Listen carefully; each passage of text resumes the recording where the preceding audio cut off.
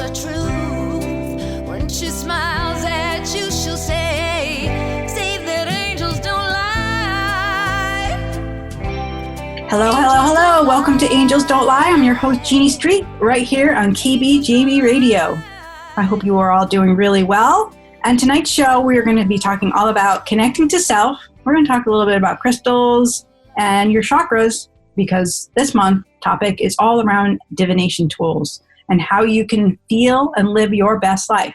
And tonight's special guest is Lena LaChance, and Lena's here with me at the studio, and we're going to talk all about that connection to self, and we're going to take it into pretty deep conversation about when we lose that connection to self, and even going as far as wanting to hurt yourself or cause harm to yourself, whether that be through cutting or addiction or even suicide.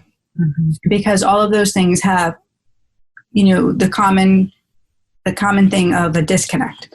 So Lena's here with me in the studio, like I said. So hi, Lena, how are you? Hi there. So happy to be here again with you and to be, connecting, no pun intended, on this really important topic. It really is. Yes. And so Lena and I, if you guys don't know, we work at my studio, which is at 346 Main in Woodbury, Connecticut. It's in Spirit Healing Studio.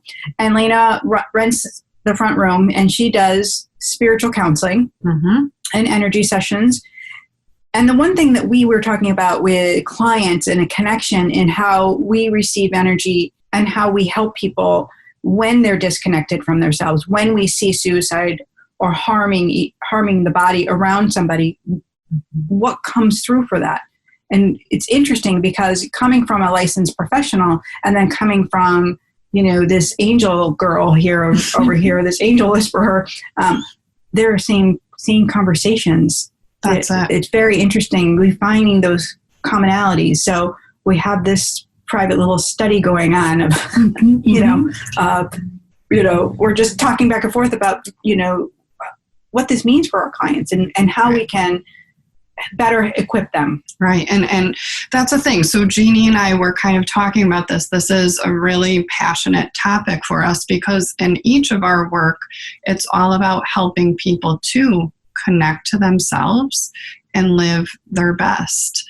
And whether I'm a licensed professional counselor, I've seen people over 13 years who are struggling with self-injury, with addictions, with suicidality. And of course, I want to be able to understand their motivations, understand what's bringing them to that point, and then also provide them with tools to help them through it. And then Jeannie's perspective is, again, such an enlightened and connected perspective in terms of spirituality too. And you can take action steps to feel better, but with that, it's also having faith.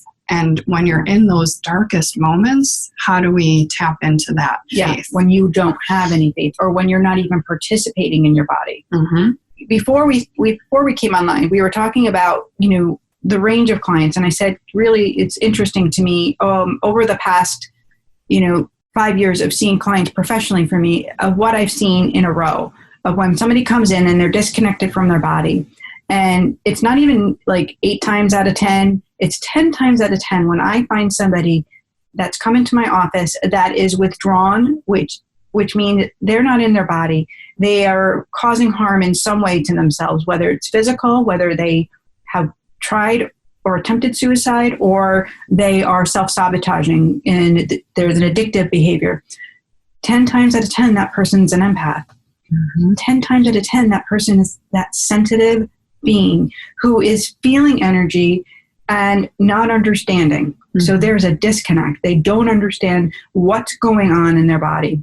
Mm-hmm. So we then broke it down. We were like, okay, there's really 3 main topics. First is the empath, right? Mm-hmm. Talk about that. The second one would be they don't actually want to cause harm to themselves. Yes. Or they don't want to actually die. That's it. Right? You've seen this with your clients. I mean, that's always really the net takeaway. And it's so interesting because in training, like when I was in school, and I remember, professors saying, when people attempt suicide, they're not doing it because they actually want to die. majority of the time. There are a few cases where... Let's keep that real. Exactly. Right. There are cases where most of the time the person has made several attempts, and then eventually they get to the point of being successful. And the difficult and challenging part of that is that maybe along the way after those attempts, they weren't provided with, appropriate interventions, or they weren't open to receiving the help. Right. So that does happen, but majority of the time it's really a cry for help. And it's really the person's way of saying, I don't know what's happening here, and I need... And that's our other topic, is that they don't know how to ask for help. Mm-hmm. And they don't know how to put it into words. Like, especially if it's a child, like, hey, I don't know what I'm feeling. I don't know where this is coming from. I'm not in my body. Mm-hmm. They're not being able to explain. I'm flying. They can't put it to words. Mm-hmm. And this is frustrating. It's really frustrating when you can't put to words how you're feeling and where your emotions are. Or when you're feeling somebody else's emotions and they're so conflicted, it'll turn into like you're lying. And that is a lie. So then you self-sabotage even more. You start to feel even worse and worse and worse about yourself. Mm-hmm. Right. Well, and that's, and I know you've talked a lot about this on the show, but being an empath, and what does that mean? And empathy is being able to feel others' feelings as your own. So walking in somebody else's shoes. So there are so many different kinds of intelligence, and one of those is being emotionally intelligent. And if we're not really aware and owning our emotions, and then if we take it another level and we're an empath and we're absorbing other people's emotions on top of our own, that's just like a mixed bag of over emotions that aren't being addressed. And this isn't something new. I mean, there is a difference between empathy and being an empath. Mm-hmm. Empathy is being able to empathize with somebody who's in pain. It's like you can relate. You can relate to them. Mm-hmm. You don't necessarily feel it within your body. You might feel the energy of it, and it might bring you to tears. That's the sensitivity of it. Mm-hmm. But being the empath, and again, this is not new. This is what the angels show me. This has been, for as long as we have been here, mm-hmm. is that told, being able to feel the pain of another and also feel the love of the divine. It's really there. It's really meant as a tool to help us through life, not to harm us or separate us. But where we've gone as a society is we've moved away from that divine connection, and we've gone more to this earthbound connection, this, especially here in America, in our culture, what we do, we're really attached to outcome and our external world instead of our internal world, instead of our internal well-being, mm-hmm. which is our soul, mm-hmm. and are connected to our higher soul self. Yes. And I think, just to kind of add to that a big piece of that is the pace of our lives too. Yes. And the faster we're moving, the faster we're racing and going, we're not creating that space to connect, whether that's with ourselves mm-hmm. or with others. And that's a basic human need. And so we'll break that down very simple. Mm-hmm. Cell phones. Here's the thing. We talk to people in broken language, in text. Mm-hmm. We talk to them on social media. We're not having direct conversations all the time. So you don't know, you're not having that interaction. You're not have that energetic tone, so you can separate it. You're having connections through a device, mm-hmm. which has its own energy, which has its own lower vibration, which and it does actually takes the body down notches. It brings your vibration lower, lower, and lower. Mm-hmm. So we need to get outside. Yes. We need to go for the hike. We need to unplug. Mm-hmm. We need to have times when we're just purely by ourselves with another person having a conversation, mm-hmm. with no electronics near us. That's it. I just 2 days ago read an article from Psychology Today, and it talked about the increase in depression mm-hmm. in today's children and the timing of that. When did that start? When did we start to see that increase? And it was when smartphones were introduced. So there's a direct connection between that depressive mood and smartphone use. And some schools are offering like morning yoga and morning meditation, and some classrooms are bringing meditation in there. And what they're finding that children perform better. They're more relaxed this way. They're not so uptight and so worried and so stressed out. So mindfulness is an amazing tool that we can all use, and it doesn't have to be complicated. Right. Right. So we'll slow down a little bit because mindfulness is its own big story. Mm-hmm. But today we want to talk a little bit about using crystals. We want to talk about opening our chakras and how this can help us feel empowered. How can it give us a sense of safety? Mm-hmm. Mm-hmm. Because most times when somebody comes in that desperate state, and we both have gone back and forth talking about this, and we've underlined they don't feel safe. Mm-hmm. Whether it's a teenage girl that's sitting across from me, mm-hmm. whether it's a mother who's exhausted and depleted, or a father who has lost his job and is trying to keep their family together, or this man who has this connection to spirit but is denying it because he's being judged by the outside world and he doesn't know what to do with that. I mean, mm-hmm.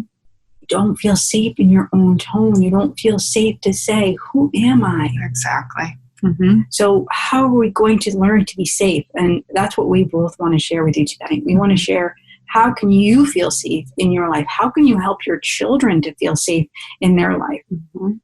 And the other thing I think is fascinating that we uncovered about this connection is it really does not matter. I mean, it does matter. Let me back that up. A lot of times people won't feel safe because they're not connected to their self. Mm-hmm. They've had trauma. Yes. They've had abuse in their life. And they also might be that empath. But mm-hmm. you can see a child, you can see someone that's in this state who may have a loving, supportive home, who may have the opposite of that. And they still have that same pain. And it's identical to the one that was abused. Mm-hmm. And they feel it so deeply, but they weren't abused. Right. They were showered with love. Right. I find that so interesting. Yeah, exactly. And I think that speaks to the flow of energy too. Yeah, it speaks to the flow of where's the divine in our life? Mm-hmm. Where does that person, where does spirituality, where does that time alone, where does love present itself in their life? Because the only difference between the person that has been affected by trauma and the person that has no trauma is still unsettled. Yeah. Both of them need love. Mm-hmm. Both of them require healing and love, the same amount. Yes. And that's that basic human need of like needing love and right. needing connection. And it reminds me in my meditation group this past week, I'll pull, talking about using divination tools. So I'll pull cards right.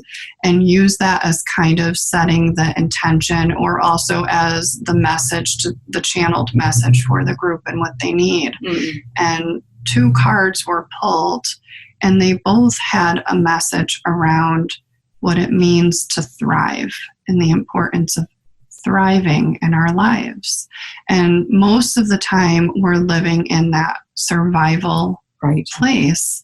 And when you're just surviving, you're not giving yourself the opportunity to really feel. Right. And the feelings aren't always going to be good feelings. That's not realistic. And when you're in that survival mode, you also have that adrenaline. That's it. You have that like rush, and there's not settling it. So there's no calm. Mm-hmm. So you're like running and going and got to get it done. And there's no, okay, I'm safe. I'm okay.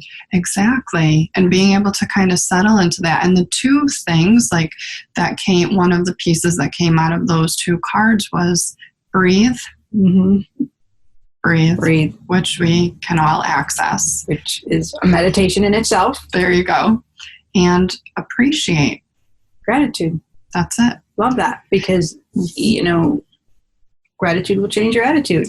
And I think when you're in a dark space and you feel like there isn't a way out, to bring yourself back, knowing you do have the choice, you do have the control of looking for something in that moment to appreciate. Let's give our listeners some tools to work with, that if you may be in that dark place, or if you know someone that is in that space of not feeling joy, not experiencing love, and not feeling safe, some things that they can do. Mm-hmm. We were talking about how crystals can be amazing. Mm-hmm. I'm not sure if they heard it, but let's talk about the sunshine. We're having that sunlight on your face. Mm-hmm. You want to go? Oh, yeah, sure. So, the idea of, if we're looking to get into a practice of appreciating and gratitude, and we're in a space where we are maybe feeling really dark or down and can't really find things that are personal at this moment that we're grateful for, then it could be something as simple as just sitting outside and feeling the sun on your face. Mm. And the reminder that every day is a new day, the sun will shine again. Right. And being in that moment, being in your body, and just appreciating that even though it may be hard, feel hard, sometimes feel hopeless, that I have this in this moment. Which is so beautiful. And I recently had Luann and Cooper on the show, and we talked about grief, because this family has been through an immense amount of grief. Luann has, gone through breast cancer, and then their son passed away. Mm-hmm. So their son Cooper then, he lost his brother Joey, and then he had to experience grief as a 7-year-old, and he had to go through, this process of healing, and he didn't want help. No matter what Luann would do for him and try to help him, he would fight her every step of the way, because he was in so much immense pain. Mm-hmm. So I was asking him, what the turning point was, and he said, he just realized the grief wasn't him. Mm. And he had, experienced, he was able to experience what it was like with other kids that had also lost loved ones, that it didn't really define him. And so that he was safe. Yes. He was safe again. And I thought it was amazing. I thought it was, here's this family that's had so much pain and brokenness, and they're surviving and striving. They're moving forward and helping other people. Why can't we do that? Why can't everyone find joy? Mm-hmm. But we can't always. So, well, and I think that some important pieces of that, and that's beautiful that you shared that, is he connected, you said, with other people, yes, other kids who were going through a similar process or a loss. Yes. Right? So again, connection is key. If we disconnect from self and others, that's a red flag sign. We need to get back to our basic human need. So how do you do that when you are feeling isolated and alone? Or if you're a parent and you're trying to help your child, you're trying to get them help, you're bringing them to this place. I mean, I've had parents bring their children in for sessions, and, it can go one of two ways. It's either going to be like, holy goodness, this is amazing. I've got the angel connection. They can see it, they can feel it, and their life changes and they're amazing. Or they're going to manipulate the situation and they're not going to say a word. They're going to be closed off. Their head's going to be down. Their body's going to be tight, and they're not going to want to participate. Mm-hmm. Mm-hmm. So, because they'll be bucking the parent, they don't want to be told what to do. Mm-hmm.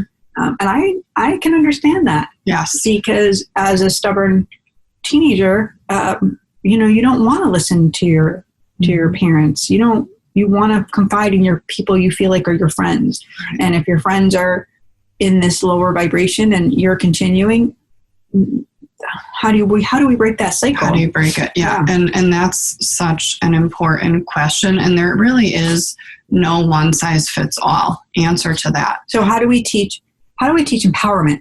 That's it. So to me, when I'm presented with that, it all tells a story to me. And I know the same for you. When you see that, what is this person telling me? This person is telling me they don't feel safe. Mm-hmm.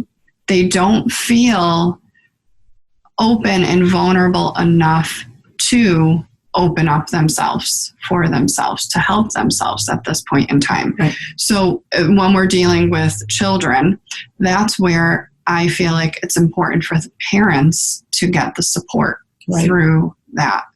And when you're taking care of yourself as the parent, you're going to be learning tools to help yourself through it, which will automatically trickle down to your child. So let's talk about that number one tool. Mm-hmm. The number one tool, this is what the angels show me, is self-love.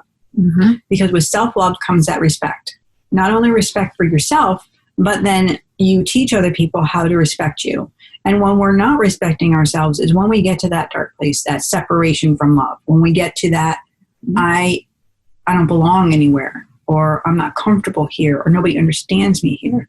So that is a learned behavior, whether it's in the home, whether it's at school, through friends, that's a learned behavior. When you don't feel safe and confident within, you tend to look outward for help. Mm-hmm. Mm-hmm. So, and you can keep going outward, but it will never bring you peace. It will never bring you joy. You can try the next best class, the next best, type of therapy. You can go to as many healing sessions as you want, but until you take ownership and you start to self-love and you start to say, okay, I'm worthy. All right, it's not up to somebody to fix me.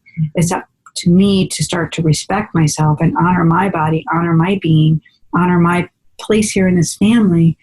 Then it starts to make sense. And I think just also talking a little bit more about the idea of needing to be fixed. Right. This is a huge theme with, I think, the people that we're working with and supporting, and just giving that reminder to everybody, there is nothing to fix. We are not broken. So this is what the angels say. We're all here on this journey. We are meant to have these lessons that can either propel us or they can keep us staying the same.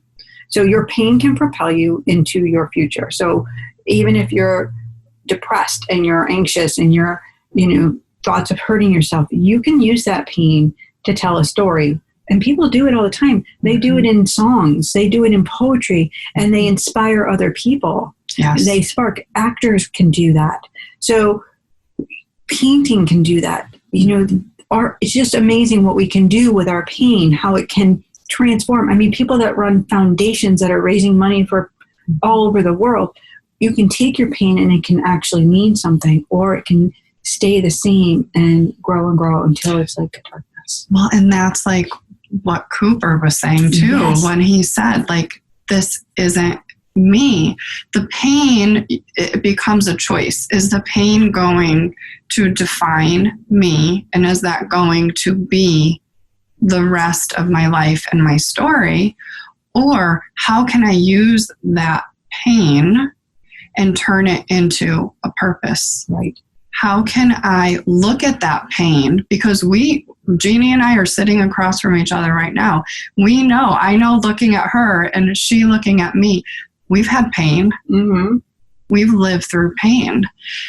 Deciding that pain is going to teach you. This is where the faith comes in. It so does. And it's not and easy. It's not easy, but and it sounds easy. It sounds, okay, faith, whatever, I get people rolling their eyes. They're like, oh, okay, love can heal, whatever, Jeannie, but the value of a prayer is far more worthy and valuable than any bank account. Mm-hmm.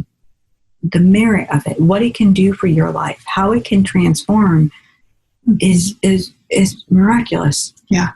So when we are able to really increase our faith, we can see that those are stepping stones to where we need to go.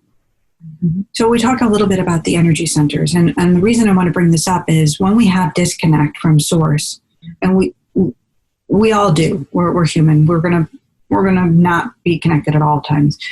Then we will feel it. It'll show up in our life as drama. It'll show up in our life as chaos. It'll show up in our life as I can't get ahead and I'm unlovable. It will show up as I'm unworthy. I'm not talented. I have no gifts. It can show up in so many ways. Mm-hmm. So when we start to work with our energy centers, and they're called chakras in some places, just energy centers in others. But when we start to work with them and open them, and we start to say, all right, divine, work through me. All right, divine, heal me, help me. All of a sudden, we've given permission for love to come in. So remember, we've come here and we have free will. So God can't interfere with us because we've come here to have a journey and have the pain and heal it. And he wants us to experience it so we can move closer and we can move through things to get on the other side. So that's what we've chosen. So when we say, all right, the flag's up, I need a little help, in comes all this beautiful energy. All of a sudden, knock at the door. Here you are. Here's this new person that's entering your life. And this is the love of your life. You had no idea. You prayed, and so therefore it comes. But you have to participate in that. We can't beg for it. Begging is not the same as prayer. Right, exactly. Winning the lottery, we have to be realistic here. But when we pray for it and we say, all right, God, I'm ready for that. I'm ready for that abundance. I'm ready for it. God said, okay, here's what you can handle. Here's what you can have right now. God will give you what you can handle. If you can handle more, he's going to give you more. If you can't handle it, then it's not your time yet. So you better clean up your act. And what it's reminding me too is, and I think you said it earlier, is like surrendering. Oh, so hard, right? So knowing when you're maybe in that low space and that low energy, that is just a moment in time. And also to be able to surrender and just say, I give this over to you. I don't know if you ever read the book Eat, Pray, Love. Yes, of course. I love it. One of my favorites. But I love the movie, and I loved it. I know it's very different, but I love the scene where Julia Roberts is in, she's playing Elizabeth Gilbert. So she's in the bathroom, and she doesn't know what she wants. Her marriage doesn't feel comfortable. She's laying in bed. She doesn't feel authentic. And so she's on her hands and knees, and this is a moment of surrender. She's like, and she's admitting, like, I'm sorry I haven't talked to you. Thank you for the ample blessings, but now it's real because it's true. God knows. You can't just be like, hey, but that's the perfect picture of surrender, right? That's it. When we're on our knees, when we're saying, okay, I can't do it. I can't do it without you. That's it. And then we sometimes forget and we still try to do it ourselves. And that's where, to Jeannie's point, it is up to us to make the choice. It's also important to know and honor your limitations and recognize that sometimes you do need support during that time. Yes. Right. So how do we get that help? Yeah. So let's talk about that. Meditation is a great way to, start to support our body. Some people have a really disconnect. They think it's too hard, but it's pretty simple. We're just going to breathe in through our nose, holding it in for the count of 5 and exhaling it out of our mouth. It's simple. 5 minutes in your body, nice and calm. Listening to some music, right? Studying those energy centers like I talked about. I have a new video that's coming out. You guys can listen to it. It's on YouTube. Talks about the chakras, where they're located.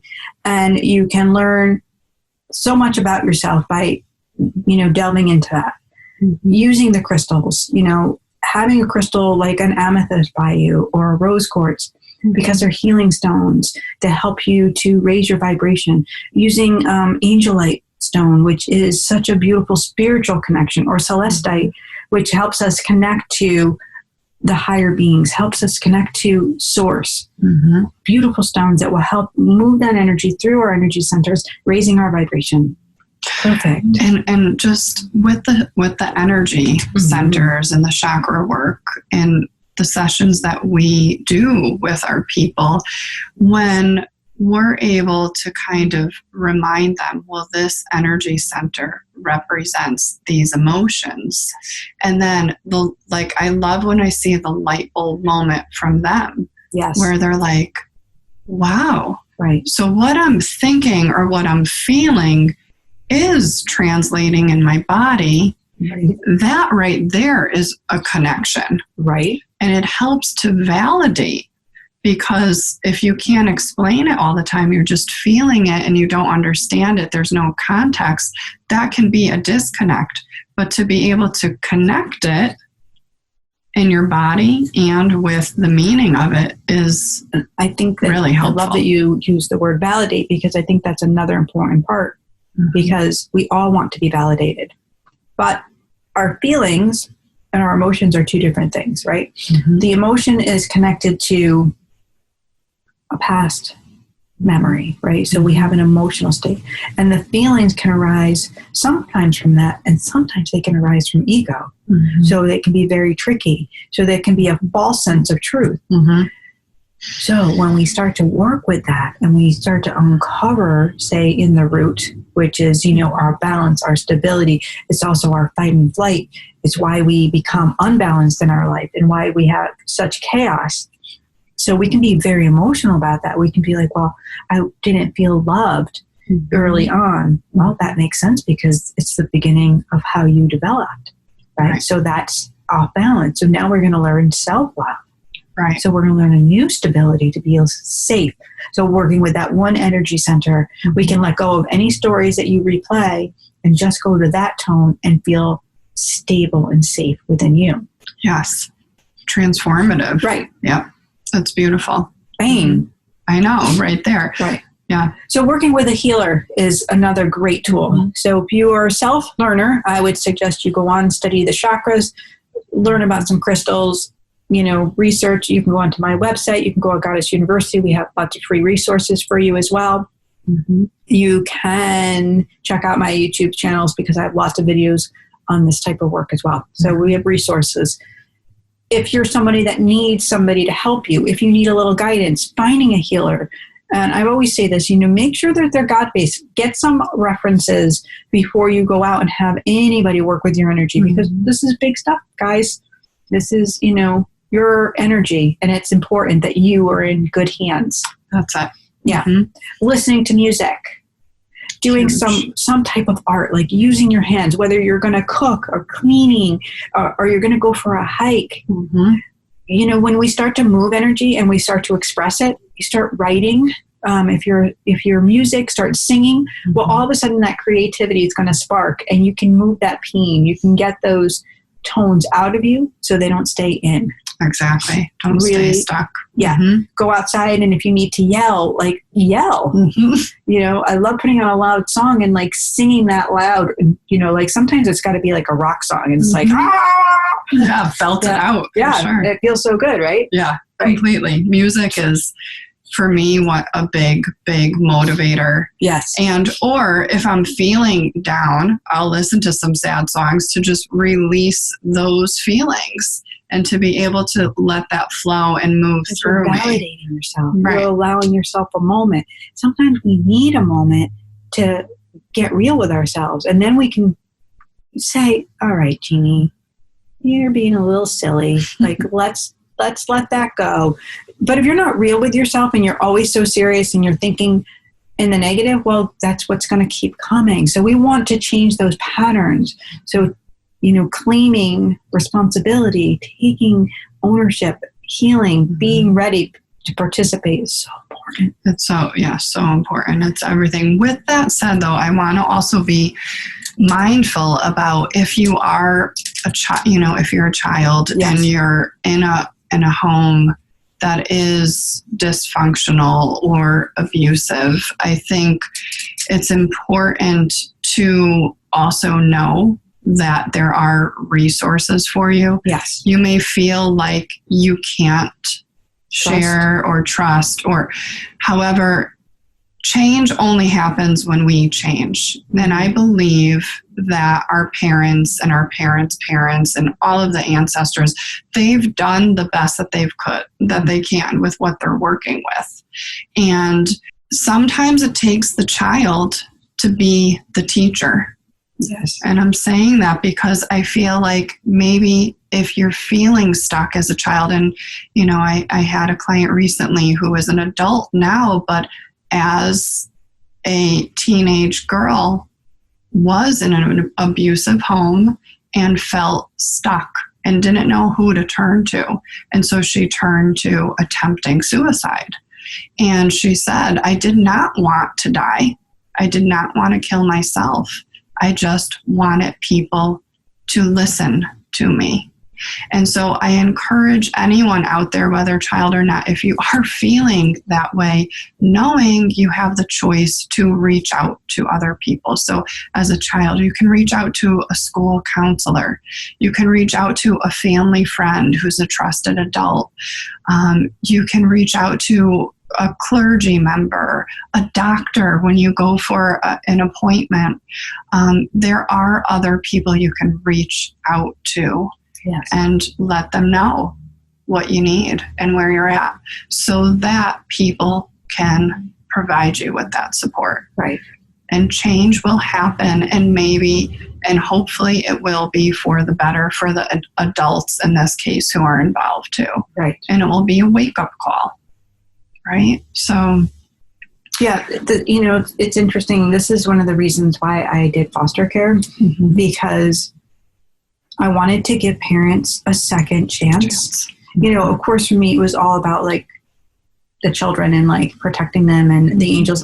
I kept having dreams of baby spaces, and like I knew that I needed to do this. So, and I wanted people to have that opportunity to get well, because we all make mistakes. We're human, right? So the angels have shown me like we're here in the same playing field, right? Everybody's equal. There's nobody above and nobody below, even though we think, oh, well, they're successful, or they have money, or, they're famous. We think it's untouchable. We'll never get that. But their pain, their life, their connection to soul, it's all the same, right? You're just seeing an outward picture. Right. Just because somebody has things doesn't mean they're happy inside. And we've seen this with, a few famous suicides lately, which has rocked, people's worlds. They really have they don't understand it, but pain is pain. Well, and it also connects to, these people may be famous, successful in business or in their work. They may have money. And what is it that they're missing? Right. And it goes back to that connection. Feeling safe and feeling loved. Right. So the one thing that we can do for somebody in our family is that we can be the love for ourselves first. Right. So if you're that child and you're in pain, if you learn to love yourself first, that means the best that you can in the situation that you have. By loving yourself, if you are able to speak to somebody in authority, somebody that's, older and has that safety factor for you, that's a beautiful thing. If you can start to see yourself in the eyes of God and seeing your abuser in that eyes of God, knowing that their pain, for the reason they're doing it is because they're in pain. So praying for them, releasing them from your energy is really important as well. Right. And that can be a process and completely, though, attainable. Yes. Right? Yes. And that is really the ultimate freedom. Yeah. And, I shared in one of our shows, we were talking about, the aftermath of suicide, what happens to the souls when they go to the other side, but what happens to the families that are left to pick up the pieces of that painful departure, and people that are in pain, they're not necessarily thinking of how other people are going to feel. And it's not because they're selfish. It's not because they're, unworthy of love. It's because they don't feel worthy of love. It's because they feel like less than everyone else. So we can start to, really shower love on other people. And on the other side, our loved ones come through and they say the same thing, like love is the number one thing, because in heaven, there is the absence of fear, the absence of judgment, the absence of time. So there's no constraints there. There's no separation. We're here on earth, we do have separation, and that's part of our journey. That's why we've come here, to experience that. So how do we work with it instead of work against it? Right. How do we have it be for us instead of against us? We start to heal the fear. We heal the judgment. We start taking the time to love, and we let go of the constraints that we put around ourselves. Right. Yeah. Or the expectations. Yeah. And it reminds me, you know, in the work that I do, when I have to share with a parent, you know, your child is feeling this way or your child is saying this, a lot of times the initial response will be, oh, they're just trying to get attention. Mm-hmm. And that's important to kind of sit with and recognize, yeah, they are. Right. They are. And where do we go from onto the compassion side of that? That's it. You know, especially if the child is manipulating. You know, let's talk about that empath, you know, really quick. You know, and you guys can get more information on my website, tons of it, about being an empath. But an empath is the ability to feel other people's pains and energy. They can also kind of control energy in terms of how they manipulate people. So if the child is really manipulating, or it's an adult, taking that energy and making it their own, they can really quickly turn into a narcissist. Mm-hmm. They can really quickly, you know, start to cause pain and, you know, misdirect that energy in a negative tone, use their gifts in a negative way. Mm-hmm. And how do you help that person? Right. How do you separate too from that is the question. Yeah. And be able to step into that loving space instead of that defensive. Right. And that manipulator will make you feel responsible for their pain. They'll make you feel like you haven't done what you needed to do. Right. Again, let's get right back to it. What is the cure for that? That's it. Self-love. Mm-hmm. You have to love yourself. You have to separate. You have to take care of you first. You have to respect you and know that you can say no to that person, mm-hmm. even if they're a child. You can love them mm-hmm. and parent them in a different way. So when you start to take that responsibility on and self-love, you start to separate from that manipulation. Mm-hmm. It's not as easy as it sounds, but it definitely can be done. It's attainable. And yes. I think a big piece of that too is understanding who you are. Right. So working with somebody like Lena, you know, in a counseling session, working with somebody like me in, you know, an angelic healing session, mm-hmm. getting to the bottom and knowing where you have those tools and how to move through your life and how to move through the situation on the highest vibration is so important and so amazing, because what we've seen with clients on the other side is life-changing. Mm-hmm. It's really amazing. Mm-hmm. It's inspiring. And yes. again, the gift of being able to support people even through their darkest times and remind them you aren't alone here. Right. And you can do this. Right. And then you do it. Then when they end up being able to take the tools and then use them for themselves and make it their norm, their reality, and then they're living in that light. Right. Genuinely is a beautiful thing. Mm-hmm. So with the empaths that I've seen, and like I said, it's usually 10 out of 10, you have these people, you know, tried suicide, thought about it, heavy addictions. They'll come through and they'll be talking about, I didn't want to die. I don't want to die. And they don't feel safe in their body. That's like the number one word that they get to, you know, in a roundabout way. Mm-hmm. That's where we always end up. Mm-hmm. Exactly. So getting them to that safe zone, getting them to feel self-love is attainable, but we can't force it. So first it has to come from within. The parent has to self-love, because we teach each other, right? Through doing. Right. Yeah. So if you're struggling with a teenager or child that's pulling away, just by self-loving and respecting yourself, you're going to teach them. And if you're the child and your parents, you know, maybe your parent's an alcoholic. I've had this as well. And you're struggling with addiction, but you want to be sober because you know this is not yours. You know that you're picking it up from the parent and you want to be the spiritual being. Do your meditation, do your yoga, mm-hmm. self-love. And you know what? Your light will help heal them. But your control or your like thinking you're going to fix them is never going to be the tool. Right. You always have to go back to yourself and healing yourself. And that sensitive soul, that person that's the empath, they always want to help. They're the helpers. They want to help heal the world. They want to heal their friends. They want to help them. That's what their goal is. They just can't, they don't even know why. Right. They just want to, they'd be like, I would help you. And, and people don't want that help necessarily. Yeah, that's for sure. Help yourself first. Be really stable. That's it. And then God will open the doors of the people that you really need to help, where your light is really needed. Mm-hmm. Yeah. Mm-hmm. It's a beautiful thing. Oh my gosh, it was so beautiful. Yes. And it was just one. That was really great. Oh, that's so great. I love it. Anyway, so Lena and I are going to let you guys go. We're like, this is a great conversation. We're, and hoping that you've taken something from it. Feel free to share out with us. Yeah, we'd love to hear from you. You can find Lena on social media. Give them your handles. Facebook, Lena LaChance. And you can visit my website, lenalachance.com.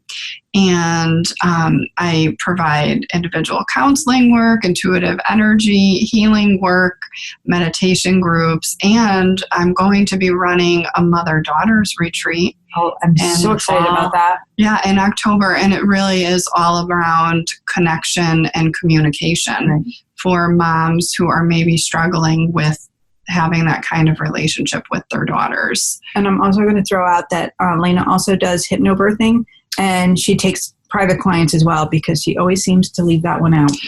And I think that's one of the most incredible experiences. From what I've heard, I didn't get to experience it, but people on the other side of it are always like, there's nothing like it.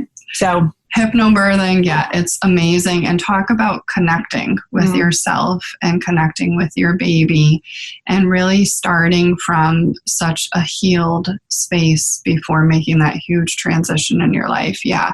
So that's another passion that I have, and I'd love to share that out. If anyone's interested in that, please reach out. Beautiful. Yes. And you can find me on geniestreet.com, Instagram, Genie Street Medium, and Facebook. You guys know where to find me. Join our Angels Don't Lie group. We'd love to have you in there.